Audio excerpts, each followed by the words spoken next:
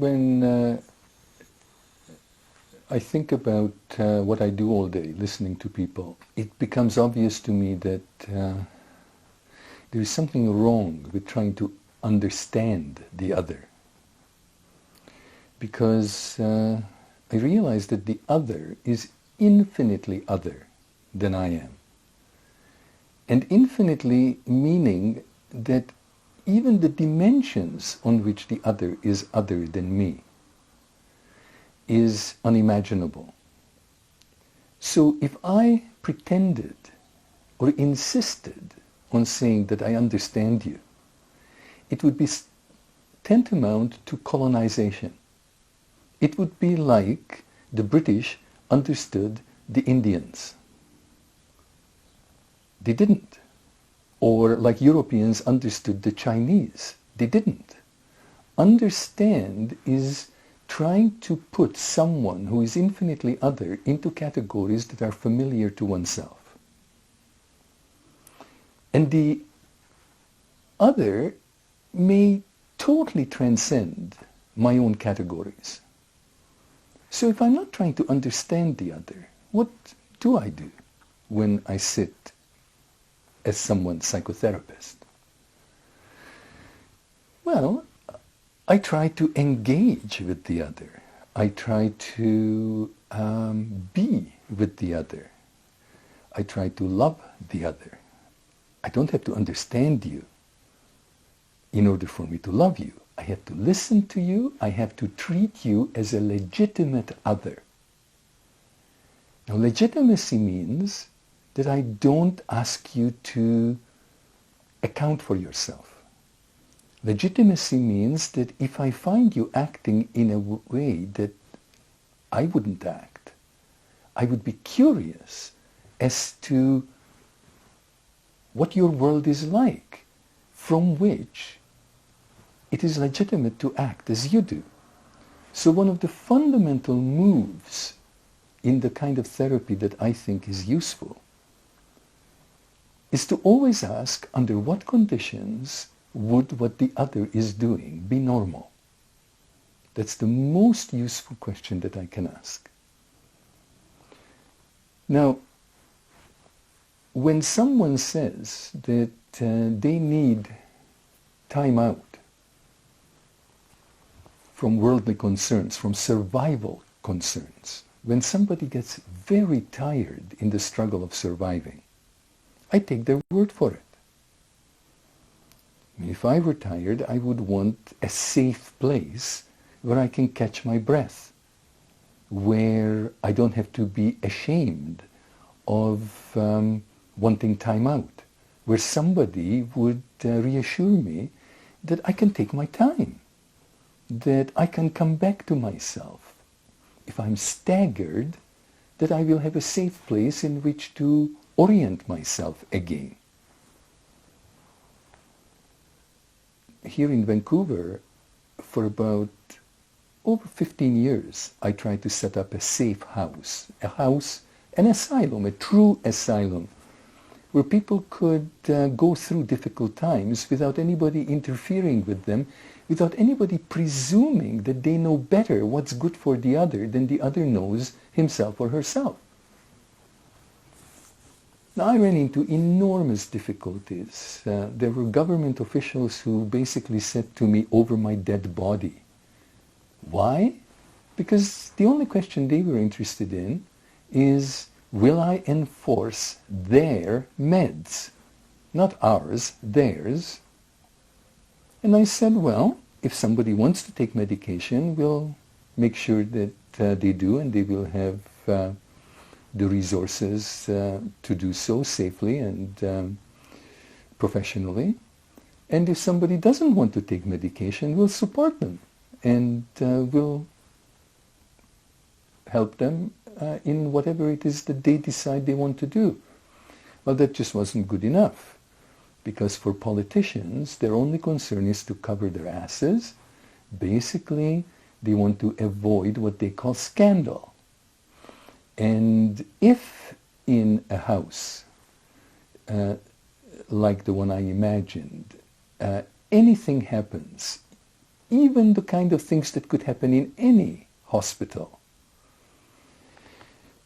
If the treatment, so-called, was not the standard treatment that today's professional psychiatrist would prescribe, then the politician would be in trouble. Then they would be asked, how come that some crackpot is running this place? Now, I actually had fun with the idea of crackpot because crack is schizo and pot is another word for head, which in Greek is phrenos. So a crackpot is actually a schizophrenic. Not only that, phrenos in Greek also meant heart. The Greeks didn't differentiate between head and heart. So schizophrenic actually means broken-hearted, or a crackpot. So to come back to what I've done, since there is no safe house in Vancouver, often when somebody wanted to stop, basically gather themselves, I would ask them to call together anyone who cared about them, family, friends, and I formed a support group. And for months at a time, the person who was going through a hard time would be supported by their support group. And my main job would be to work with the group, not even with the person who is taking time out.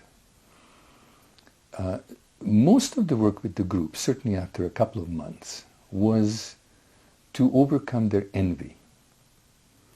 After a couple of months, when somebody was looking after this person's finances, another person was looking after this person's shopping, somebody was cooking for them, somebody was making sure that they had company if they needed company, somebody was taking care of their medical needs, somebody in the group would say, well, how long is this going to go on? I'd love to be taken care of like this. And that reminded me of Thomas Sass when he once said that it's very easy to get lots of money for torturing people like we do in mental hospitals. Who wouldn't give money to somebody? Who would envy somebody who is put on major antipsychotics or neuroleptics or that sort of crippling medication, or given courses of electroshock therapy? We can fork out the money for that. On the other hand, if we were housing people who were going through difficult times in something like a first-class hotel and giving them caring, loving support, there would be no money forthcoming because the people who have the money would envy the people who would be treated so caringly, so lovingly. So unfortunately, we are still living in the dark ages as far as giving each other a hand when living gets difficult. When someone who is disturbing, by the way, most people get attention and get to a psychiatrist not because they are disturbed, but because they are disturbing. Very soon after someone consults me who is having experiences, unusual experiences, the politics of the situation is how to avoid detection, how to avoid those who have the power to start legislating as to what experiences are allowed and what experiences are not allowed. Lang used to talk about epistemological and experiential anarchy, that if it was up to him, it would be nobody's business what kind of experiences somebody has. And it would be nobody's business how somebody knew what they knew. Like, for example, if I knew things about you by reading your aura, whose business is that? Just because most people don't see auras, if I make my decisions based on me seeing auras, it's nobody's business. So that's epistemological anarchy. How I know what I know is my own private business, cannot be legislated, should not be legislated. If I say I hear voices and the voices tell me which way I should go, that's nobody's business. So what I experience and how I know what I know should be my private concern. Now, that's not the same as anarchy as far as actions are concerned. Lang and I both considered it a matter of ethics as to how we treat each other, as to what we do. But most people who are labeled mad or schizophrenic actually are far less harmful than several presidents of the United States have been, as far as their actions are concerned.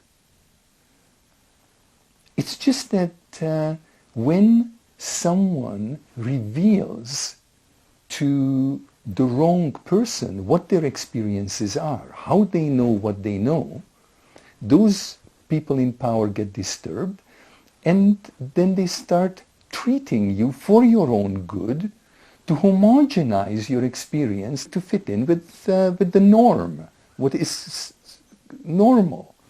Now, ancient alchemists used to have a saying, do, dare, and be silent.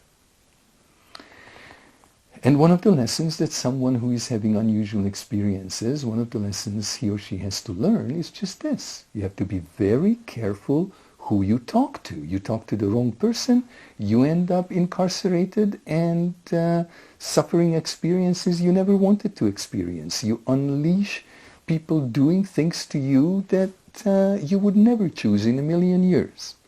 You lose power. So one of the first things that a therapist in my position has to communicate is that I will do nothing to the other. And I can't say that. I can't say, trust me. One has to read this. One either reads it or doesn't read it. But certainly that would be my major concern when someone who is frightened comes to see me. Somehow I have to communicate with my entire being that I will not make matters worse. Now, no psychiatrist that I know even remotely thought this one through, that perhaps all the varieties of mental illness boil down to varieties of the flowers of terror. One person consulted R.D. Laing, who said the walls were talking to her, the chair was talking to her, inanimate objects were talking to her. Without going into a long story, Laing could feel that the person was terrified. So, through his own heart being calm and unafraid, just through his presence, after a while, he communicated there was nothing to be afraid of around him in the room where they were. So eventually the person calmed down and started to be unafraid. One can be so terrified that one forgets what one is frightened of. And then one's behavior and the experiences one talks about are so strange that if you don't know, if you can't feel that basically this person is just terrified, you start classifying what kind of mental illness this person has, when basically they are afraid. So once this person was unafraid, she was able to tell him that her father was regularly, several times a week, raping her. Lang said, don't go home. Here is an address, here is a safe house. I will notify your parents that you're not coming home. And they won't know where you are. The only way they can communicate to you will be through me, and I will protect your whereabouts. Now, what I suggest is that right away you learn a martial arts. Pick up Aikido, Judo, Karate, whatever, and don't stop until you have a black belt. Once you have a black belt, you can go home. Now, this person needed no therapy. If this person would have gotten into the hands of a run-of-the-mill psychiatrist, this person would have been shunted into the direction of taking up a career as a mental patient. Notice, Lang did not even say that you should come back for therapy. Didn't have to deal with the past. What saved this woman was the future. That in 3 years or so, she could see that she could get a black belt in karate and go home and say to her father, you take one step towards me and I'll let you have it. Now fuck off. That was it. No more voices, no more talking from the walls, no more talking from chairs.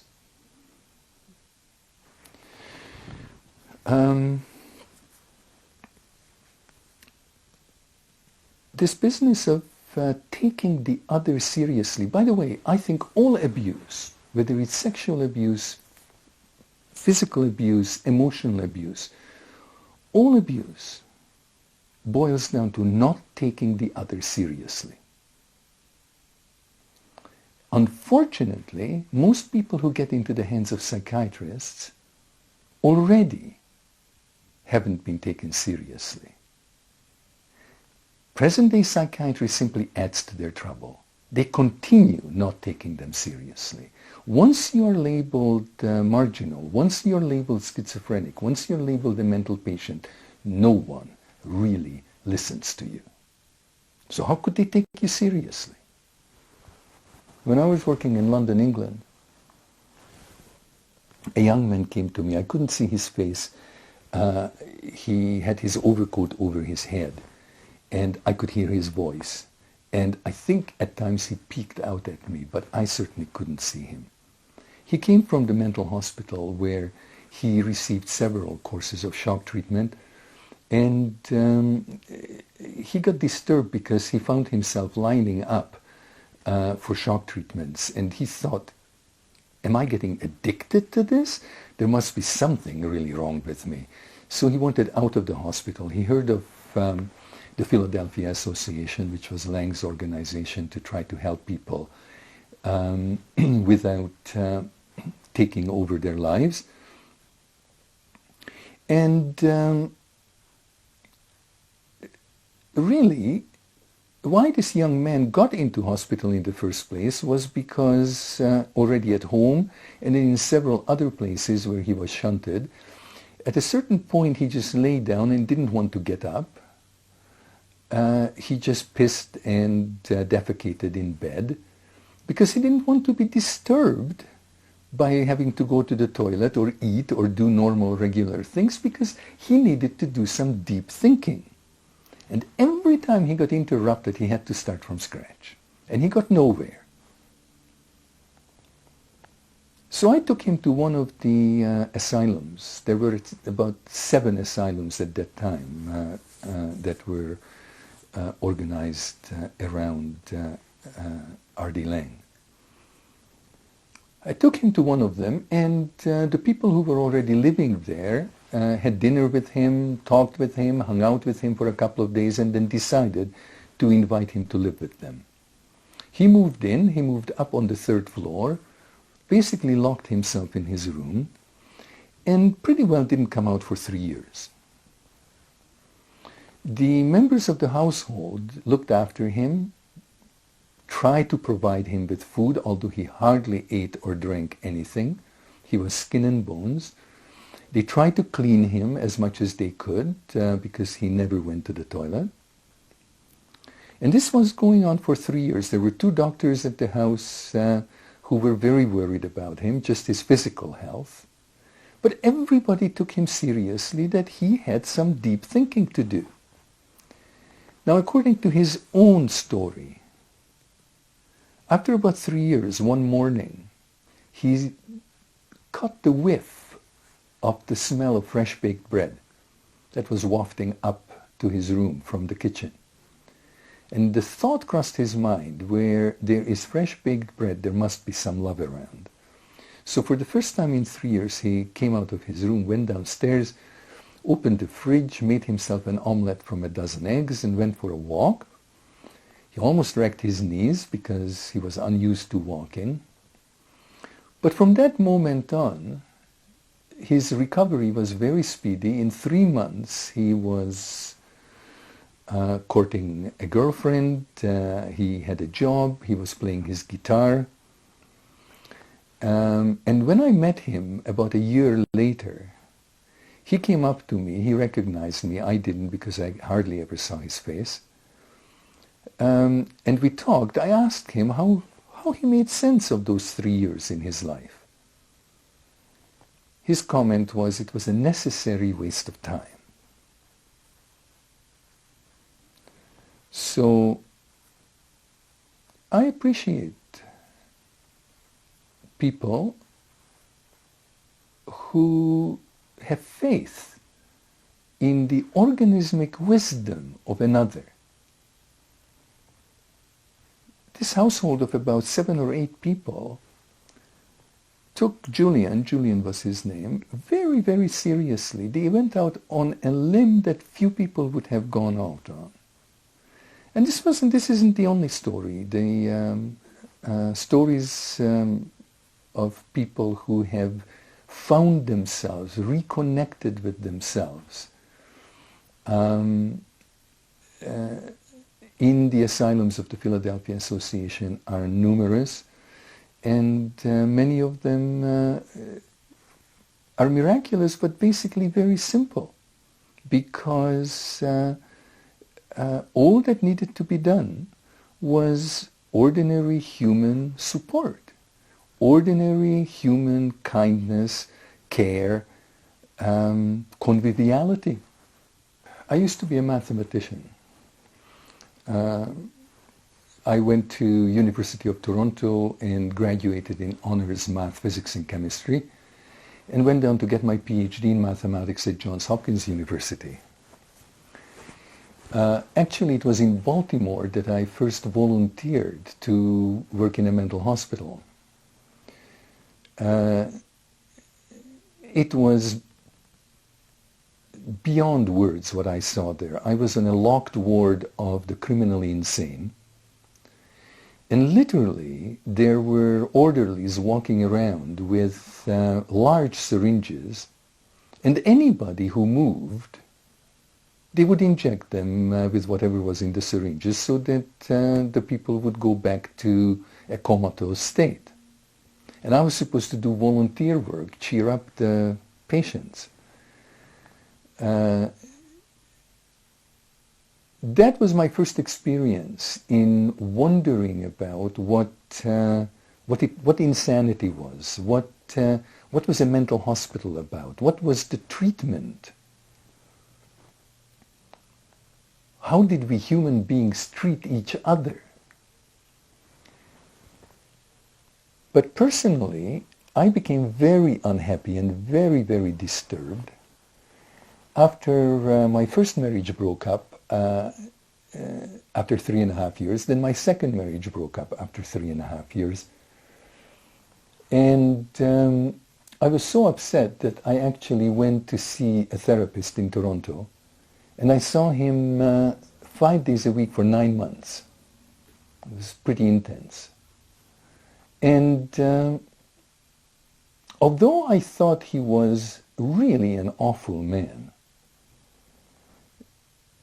there were a couple of things that he inspired me with. One was, I thought I could do this better than he can. And so I switched into psychology, and I got interested in the whole enterprise. I thought it was much more interesting than mathematics. The other was that very close to the beginning, he made a connection that I would never have made by myself. In my history, when I was 3.5 years old, I was born in Budapest. When I was 3.5, the Germans came in. I was born in a Jewish family. My mother was taken to Auschwitz. My father was taken to forced labor camp. My grandmother to the ghetto. And a young, to me, unknown Catholic woman of 22 years of age took me in, risking her life. And I had to lie about my name so that people would think I'm her relative. And she looked after me for 1.5 years, from 3.5 to 5, until my mother came back, my father came back, my grandmother came back, and my family was reconstituted. But that break, I must have somewhere put away at a very deep level, so that I thought no relationship can last longer than 3.5 years. And so even though I experienced the breakups of my marriages as happening to me, I thought it was the women who were doing it. The therapist made a very good case for that perhaps I was setting it up myself, this time protecting myself from the original surprise when it happened to me. Now I enjoyed my competence at being able to do it anytime I wanted to. So the third time when I got married, around 3.5 years, we went through a hard time, but I'm still married to the same woman after 35 years, so therapy works. So that's how I got into this. It was around the time in 1967 that I took my first large dose of LSD. That was probably the moment where I realized how many different kinds of states of consciousness a human being can be in, and how fragile and arbitrary the state of consciousness is that we call normal. Now, since then, through hypnosis and the use of psychedelics, I realize that there is a continuum of states of consciousness, from absolute stillness, samadhi, to total agitation, like St. Vitus's dance. There is a rainbow of consciousness where the normal state of consciousness is just a tiny bit, somewhere in the middle. Now, most people are locked in there. They don't go anywhere else. I think people who get into the hands of psychiatrists are people who start to travel on this continuum and get into other states of consciousness, get scared, and can't find their way back to normal state of consciousness when it would be advisable, so that others don't find out about where they have been. So, to put it simply, as long as I am free to travel in various states of consciousness, I'm not going to be frightened. It's only when somebody gets stuck is where they need a hand to find their way out of the thick of the woods. And the best guide is somebody who has been in those woods and who isn't afraid. I sometimes make a comparison between midwifery and psychotherapy. A good midwife is someone who has attended so many births that nothing frightens her. She's seen everything. So just by her sheer presence, she radiates calm. And the woman who is giving birth in such a midwife's company gets infected by her calm, will not be scared. And what interferes with giving birth is fear. Now, I think obstetricians frighten the living daylights out of women. So I think obstetrics to giving birth is the same as psychiatry is to those who are going through altered states of consciousness. Whereas a real guide, a real psychotherapist is like a seasoned midwife who, through his whole being, can radiate the fact, I've been there, I got out of there, I'll stay with you, keep you company, until we'll find our way out. In 1992, I gave myself a year off, and I went to teach in Hungary for a semester at 2 universities. It was very interesting that a group of psychiatrists wanted to get together and asked me to give them seminars. One of them wisely set down the rule that they invited only psychiatrists who have not been out of school for more than 5 years. And I asked them how come they made that rule. And they said that once you have been practicing psychiatry for more than 5 years, you are far too invested in what it is that you're doing to even open your ears to doing it differently. They figured that it's about 5 years. If you have worked less than 5 years, then you still haven't done so much harm that you can't admit to yourself that you are doing harm. Lang took very seriously the Hippocratic Oath of do no harm. I don't think any psychiatrist today takes that one seriously. We don't know what harm the drugs do that they prescribe. We don't know what harm it does to look at someone with an objectifying eye and think about them as if we were not them.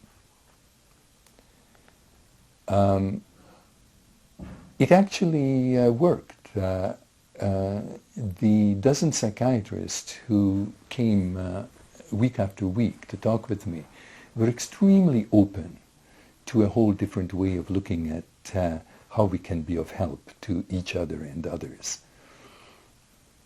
As a result of those meetings, an actual asylum got started in Budapest. For 15 years I was trying to get one going here in Vancouver without success. There, after 3 months, one got going.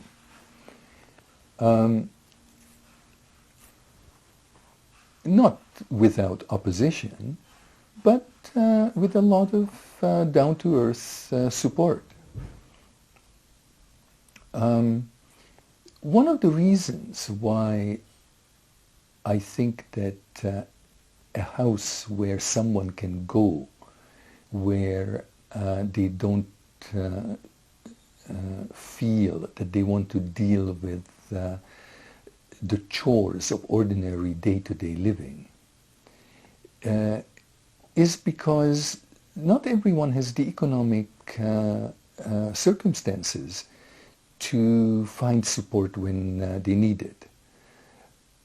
I think that Lang's original idea was that every neighborhood should have a house that would basically be open to whoever felt like taking refuge there, regardless of whether they were rich or poor, whether they were educated or uneducated. When one is in an altered state of consciousness, one's socioeconomic status, one's educational level is absolutely and totally immaterial. There are times when, by the way, the actions of a so-called schizophrenic are perfectly understandable if only you realize that they are that they have regressed to a very early age, sometimes that of a 2-year-old or a 3-year-old, or often even a 6-month-old. Now, psychiatry, by and large, looks askance at anything that smacks of regression. My experience, however, is that if the regression is supported if the regression is made safe, if one is not shamed for acting younger than one actually is, then regression can be extremely healing. It's as if one has been trying to get ahead with one's tail nailed somewhere in the past. And it's like an elastic band is pulling oneself back, and one is really leaning into it, and the going into the future gets harder and harder. Well, at a certain point, the elastic band snaps you right back to where you were nailed to the ground. And that's an opportunity to take the nail out. And once the nail is out and you reconnect with who you were before you got nailed there, then you can come forward again without the elastic band. And that is the model of healing that R.D. Laing found actually worked time after time after time. If only opportunity was given for someone to go back to where they got nailed, take the nail out, reconnect with who they were before they got nailed, and then come forward at their own speed. Now, sometimes going back takes a while. Like for Julian, it took 3 years. The going forward, once you have reconnected with yourself, is very fast. It took him about 3 months. And this process, there is no blueprint for it. It takes as long as it takes. I've seen somebody go back and come forward over a weekend. I've seen someone taking 3 years. I've seen someone losing their way and never finding their way out. So one takes one's chances.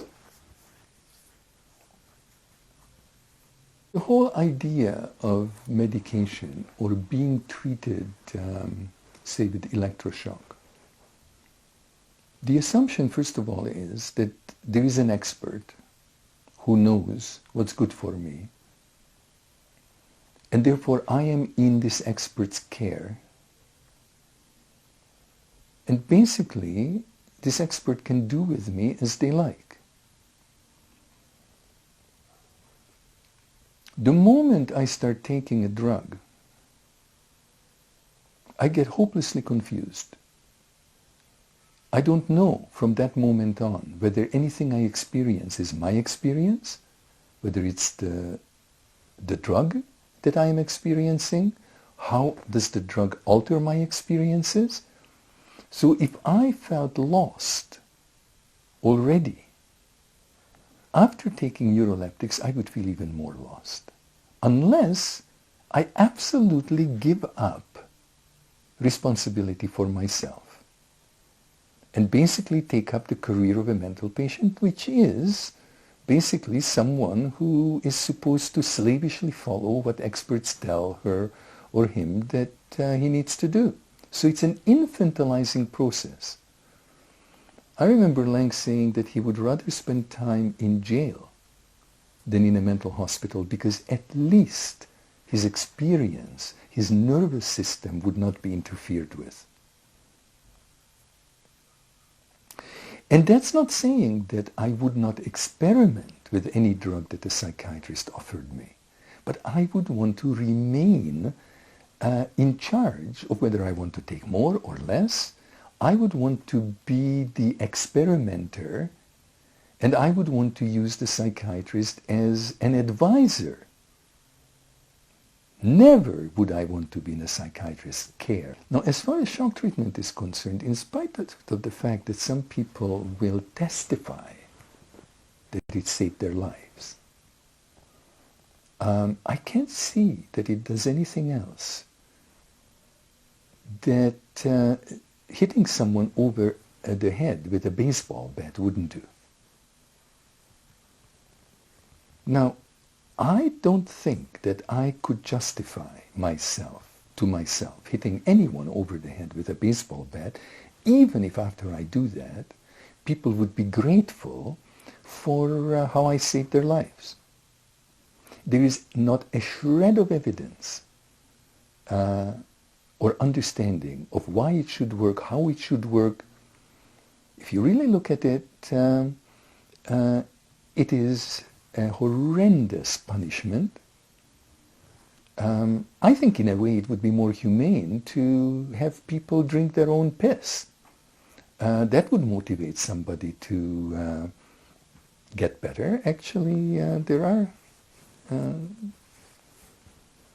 people, in fact, Gandhi proposed that it's a good idea to drink your pee when you're ill, and it will hasten your recovery. Now, you know, I always thought it's probably because one wants to stop the medication. I think that maybe someone will put on a cheerful face just not to be shocked anymore. But I can't see that something that was discovered and invented to stun animals who were about to be butchered is going to be useful for the salvation of human beings. What was common experience in all the asylums was that the person who needed to go through something that others found disturbing basically needed protection against ordinary demands made either by family or by society. So actually the people who worked with these people had to provide like a cast on a broken arm. I mean, when you put a cast on a broken arm, you're really not doing anything. You're just keeping outside impact and forces and stresses off the bone so it can heal. So the asylum and all my work would center around you if you felt disturbed, just to keep all demands off, all pressures off, so that you can do whatever needs to be done. Nobody needs to do anything to the bone. It just needs to be left alone. Most people simply need to be left alone and they heal. So a lot of work that has to be done with the family and friends and social agencies to keep them away long enough that the person who is going through a difficult time can eventually take them on again. Often the people who worked in these houses had to have a whole different culture, so to speak, inwards, which was nurturing, warm, mothering, and a whole different attitude outside to keep away family, to keep away intruders, to keep away people who demanded things, which was very heroic, very fatherly, very male, warrior-like. So inside maternal, outside warrior-like. That's the framework which allowed someone to heal. Okay? Yeah. All right.